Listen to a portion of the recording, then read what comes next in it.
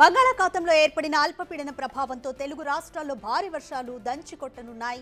రాబోయే 3 రోజుల పాటు కూడా ఏపీ వ్యాప్తంగా విస్తారంగా వర్షాలు కురవనున్నాయని విపత్తుల నిర్వహణ సంస్థ వెల్లడించింది. తెలంగాణలో 5 రోజుల పాటు భారీ వర్షాలు కురుస్తాయని హైదరాబాద్ వాతావరణ శాఖ హెచ్చరించింది. దీంతో పలు జిల్లాలకు భారీ నుంచి అతి భారీ వర్షాల హెచ్చరిక జారీ చేయడంతో అధికార యంత్రాంగం అప్రమత్తమైంది.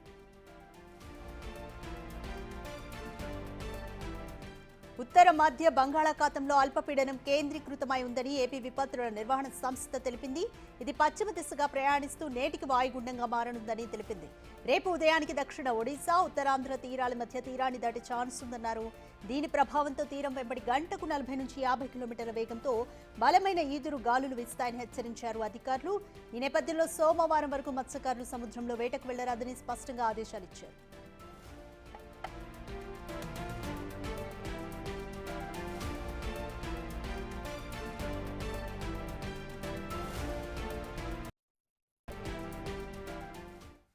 మోర్ డీటెయిల్స్ మా ప్రతినిధి రాజు అందిస్తారు. రైట్ రాజు, అల్పపీడనం కేంద్రీకృతమై ఉంది. సో దీని ప్రభావం ఇంకా 3 రోజుల పాటు ఏపీ వ్యాప్తంగా ఉండనుంటుందని వాతావరణ శాఖ తెలిపింది. సో అధికారులు కూడా అప్రమత్తమయ్యారు. కంప్లీట్ డీటెయిల్స్ ఏ విధంగా ఉన్నాయి?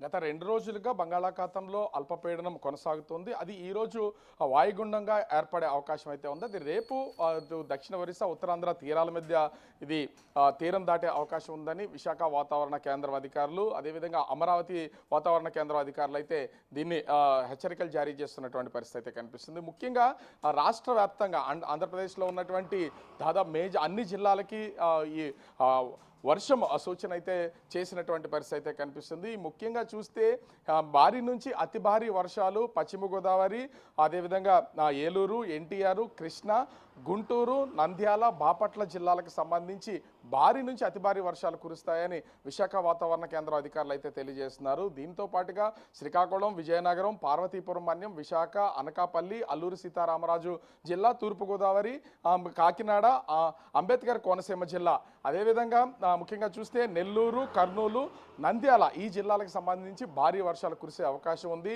మధ్యలో కేంద్రపాలిత ప్రాంతమైనటువంటి యానంలో కూడా కొంతవరకు భారీ వర్షాలు కురిసే అవకాశం ఉందని వాతావరణ కేంద్రం అధికారులు అయితే హెచ్చరికలు జారీ చేస్తున్నారు. అటు సముద్రం లోపల కూడా అల్లకల్లోలంగా వాతావరణం అయితే ఉన్నటువంటి పరిస్థితి అయితే ఉంది. సముద్రం బయట, సముద్రం లోపల కూడా దాదాపుగా 40 నుంచి 50 కిలోమీటర్ల వేగంతో భారీ ఈదురుగాలు వీచే అవకాశం ఉన్నటువంటి నేపథ్యంలో రానున్నటువంటి 5 రోజులు కూడా మత్స్యకారులు ఎవరు అటు సముద్రంలో వేటకు వెళ్ళొద్దని ఇప్పటికే హెచ్చరికలు జారీ చేశారు. ఎందుకంటే అల్పపీడనం ఏర్పడే సమయానికే చాలామంది మత్స్యకారులు నడి సముద్రంలో ఉన్నటువంటి నేపథ్యంలో వాళ్ళందరినీ కూడా ఆ తీరాలకు రావాలని సూచనలు చేస్తున్నటువంటి పరిస్థితి కనిపిస్తుంది. ముఖ్యంగా చూస్తే ఇక్కడ అటు ప్రస్తుతం అల్పపీడనం మాత్రమే ఈ వర్షాకాలం సీజన్లో ప్రారంభమైనప్పటి నుంచి ఇప్పటి వరకు కేవలం అల్పపీడన ద్రోణులు, అల్పపీడనాలు, సుస్పష్ట అల్పపీడనాలు మాత్రం ఏర్పడుతూ వచ్చినటువంటి పరిస్థితి అయితే ఉంది. కానీ మొట్టమొదటిసారిగా ఈ సంవత్సరానికి సంబంధించి తొలి వాయుగుండం మరికొద్దిసేపట్లో ఏర్పడే అవకాశం ఉంది. దీనికి ఇప్పటికే విశాఖ వాతావరణ కేంద్రం అధికారులతో పాటుగా అటు భారత వాతావరణ కేంద్రం అధికారులు కూడా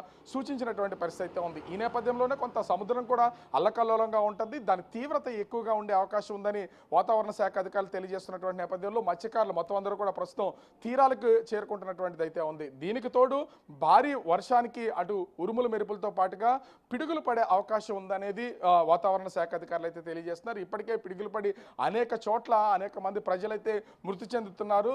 చెట్లు ఎక్కువగా ఉన్నటువంటి ప్లేసెస్లో ఖచ్చితంగా జనాలు ఉండొద్దు. వర్షాలు పడుతున్నటువంటి సమయంలో ఖచ్చితంగా కొంత సెక్యూర్గా ఉన్నటువంటి ప్లేసులోకి వెళ్ళాలని అధికారులు అయితే తెలియజేస్తున్నటువంటి పరిస్థితి అయితే కనిపిస్తుంది. ప్రస్తుతం విశాఖ, ఉత్తరాంధ్రలో ఎక్కడ వర్ష ప్రభావం కనిపించకపోయినా దీని ప్రభావం రానున్నటువంటి 4-5 గంటల తర్వాత ఖచ్చితంగా మొత్తం నేను తెలియజేసినటువంటి భారీ నుంచి అతి భారీ వర్షాలు కురిసే జిల్లాలైనటువంటి ఉమ్మడి పశ్చిమ గోదావరి నుంచి అటు నంద్యాల జిల్లా, అటు ఉమ్మడి గుంటూరు జిల్లా వరకు, అదేవిధంగా భారీ వర్షాలు శ్రీకాకుళం నుంచి తూర్పుగోదావరి జిల్లా వరకు, అదేవిధంగా నెల్లూరు, కర్నూలు, నంద్యాల జిల్లాల్లో ఈ భారీ వర్షాలు కురిసే అవకాశం ఉందని అధికారులు తెలియజేస్తున్నటువంటి నేపథ్యంలో అధికార యంత్రాంగం యంత్రాంగం కూడా అప్రమత్తం కావాల్సినటువంటి పరిస్థితి అయితే ఉంది. విశాఖ వాతావరణ అధికారులు సూచిస్తున్న దాని ప్రకారం ఇంచుమించుగా 12 నుంచి 15 సెంటీమీటర్ల వర్షము ఏకకాలంలో కురుస్తుంది.